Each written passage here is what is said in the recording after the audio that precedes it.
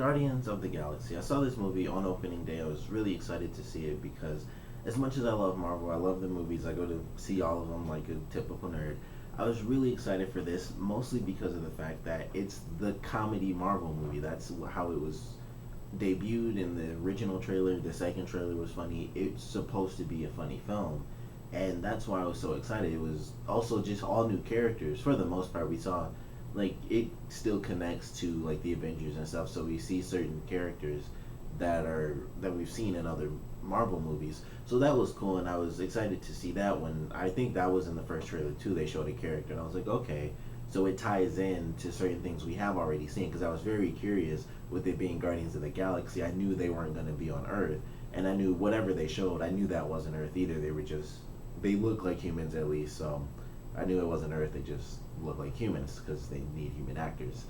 But I went to see it. I was definitely excited. I enjoyed it for sure. It's probably the first movie that I think does something before they actually show the Marvel flip screen. I won't spoil anything as to what the scene is or anything, but I thought that was really interesting because it just starts like after the initial logo or whatever. I don't think they even have that. I can't really remember. I don't care about anybody's logos except for Marvel, but they had an actual scene and then something happened and then they showed like the whole Marvel flip cover thing, and I was like, oh, that's really cool. And of course, like any other ones that show Guardians of the Galaxy, and then they get into the meat of the film, and it was definitely a funny film. After they did like the opening scene, they go right into it, and it's like, here's the movie.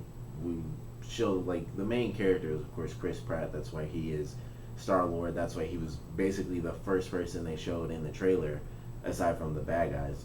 But he's the main character. You learn a lot about him being the main character, but you do get to learn a lot about everybody else as well, because this is, excuse me, the first movie they've done. So for anyone who doesn't know, like me personally, I don't know a lot about the Guardians. I know about them a little bit, honestly, from I think Ultimate Spider-Man, the one they have on Disney XD, and that's really it. And that's because they have Nova in there, and Nova's not in this film. He's not a part of the Guardians, but that's really all I knew about them was that. It was like from Ultimate Spider-Man. I didn't know much else about them.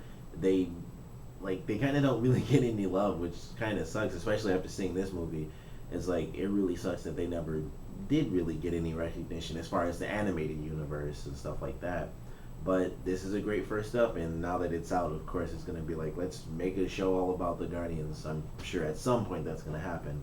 But it was definitely a great first step. It was fresh to see all these new Marvel characters that, like I said, we haven't really seen in other films. We've only seen them, for the most part, in the comic books. And like I mentioned, in the episodes of Ultimate Spider-Man, which is when I first learned about them, and I learned about the different people and stuff, and they had different members even on there. So I'm sure it's similar to the Avengers, where over time people switch in and out because they do their own thing, or they simply could die. I don't know, but even in that they had different people. But I have to assume that with this film having the characters it did, these are the first people to be considered the Guardians of the Galaxy.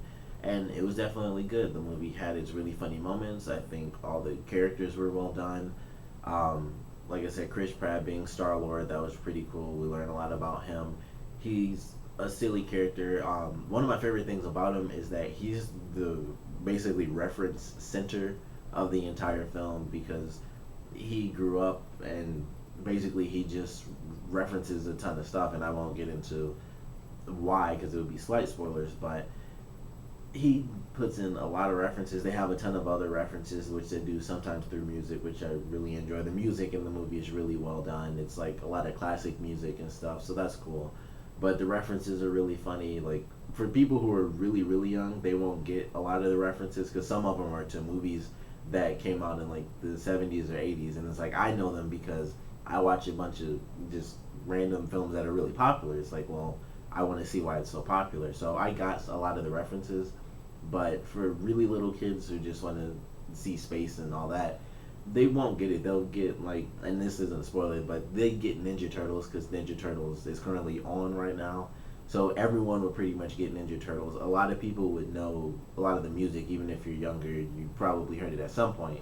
So that was nice. I was just thinking about it. Like I know a lot of this stuff because as a nerd, you look can watch a bunch of old movies, but really little kids won't get a lot of the references, which is fine. Is who cares about them? But it was definitely cool to have all those references. Rocky Raccoon, who a lot of people, I guess you could kind of love him or hate him before you'd seen the movie. Some people might have been like, "Oh, that's dumb" or whatever. I don't know, but I was excited for it. I seen him, like I said, he was one of the people I did see him in Groot in Ultimate Spider-Man. I got to learn a little bit about them. Ironically, and I guess it's not that ironic. I think Vin Diesel was in Ultimate Spider-Man as Groot. I think it might have been someone else, but Vin Diesel as Groot was really easy for him. Bradley Cooper as Rocky Raccoon was really interesting. It didn't sound a lot like him. I don't know if they just made his voice more high pitched or if he did that himself. But it wasn't like him because he, as far as I know, he hasn't played anything like supernatural. He just is like a human being in all the movies he's in. So it's just him talking. But in this, it sounded a little bit different. You could tell it was him. But it's like they either said like, "Hey, do like a slightly higher pitch of your voice," or they did something afterwards and they just added that effect in to make him sound slightly different. But I definitely loved his character. He was funny. He was the sort of like the rebel out of the group, even though they were all kind of rebels. He was the one who really was just silly, like, I don't give a crap. I just want this or I just want that, or he's gonna do something insane, and then it's like he doesn't have to. It's just like, oh well, okay. It's like you were about to do this huge thing, or you were planning on it, or at least thinking of it, and then it's like, oh well, no big deal now. But he was funny. Gamora and I believe his name was Drax. They're like the two killers out of the group. Uh, Both of them pretty good. Batista as Drax, he was really funny to me because his character, I thought was really silly too. Just the way he spoke, I enjoyed that. Um, I can't think of her name, but she's always a great actress. She was good as Gamora. Um, Really cool. Had cool action scenes. The whole movie had really great action scenes, and that was one of the things about it. When I saw the first trailer, is that there's stuff that you see where they're like in ships fighting and stuff. There are just multiple versions of fighting in this. It's hand to hand fighting, weapon fighting, space fighting. Look out for this or that type of action scenes. It was just really cool. Like there were multiple forms of action, and it wasn't just like here's an action scene for no apparent reason. It actually worked well with the story, and it just made a lot of sense. So that was really cool. But overall, I definitely love the movie.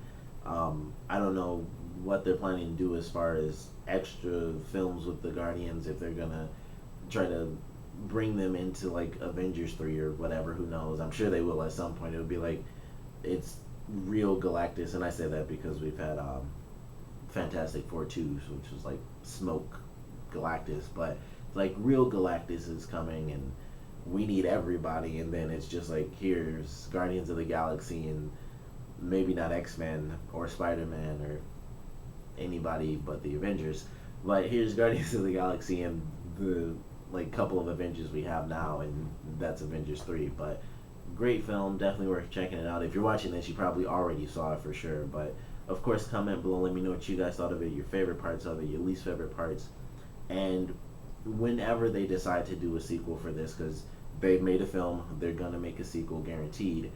What do you guys want to see for the Guardians of the Galaxy? Whether you know them or not, you have to have something. There's some stuff in the movie that clearly hints to what they could do in the sequel and what they most likely will do because they mentioned it in the film. So what do you guys want to see? If you could find a way not to say that in spoilers, or if you could just randomly put it down there, then please do that. And I'm gonna do a spoiler video for this, and once that's finished and uploaded, I'll have the link to that below, of course, so you could put your comments over there and not have to worry about spoilers or anything like that. But thanks for watching this, and if you want to check out the spoiler video, if it's up already, then just look down below and it'll be right there. Thanks for watching.